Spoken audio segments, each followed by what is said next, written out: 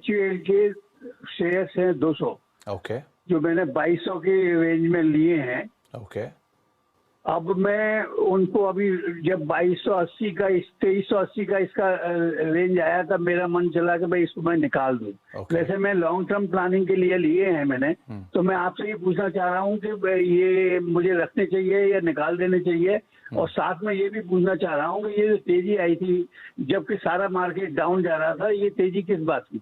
तो मित्तल साहब एक बात बताएं, जब आप लंबी अवधि के निवेशक हैं तो ये 2380 जी में सर। बेचने की इच्छा आपने क्यों रखी?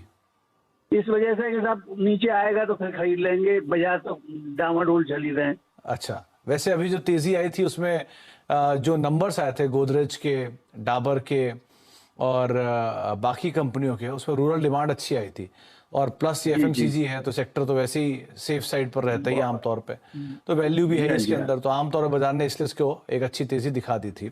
बाकी अमित सर से भी राय लेते हैं। अमित सर, रीसेंट तेजी में 2380 पे निकलने की सोच रहे थे, निकले नहीं, वैसे निवेशक के लंबी अवधि के हैं, क्या करना चाहिए इन्हें HUL में?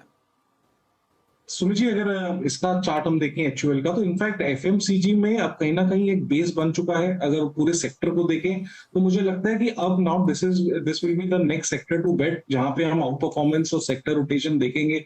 HUL ने एक बहुत ही अच्छा बेस बनाई, क्वालिटी ब्लू चिप स्टॉक है। वीकली स्ट्रक्चर देखिए तो 22-2300 के लेवल पे स्टॉक ने अब बेस बनाया है, और 2 दिन पहले का जो हमने बार देखा था और उसमें जो वॉल्यूम्स देखे थे, दैट वाज वेरी इंप्रेसिव।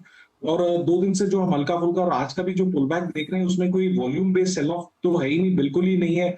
तो बने रहने की सलाह है। और जैसे जैसे ये स्टॉक 2400 है, जो मुझे लगता है कि लेवल्स आएंगे, 2400 क्रॉस करेगा तो एकदम मंथली बेसिस में, वीकली बेसिस में ट्रेंड चेंज होगा और हम और भी हायर लेवल्स देखेंगे।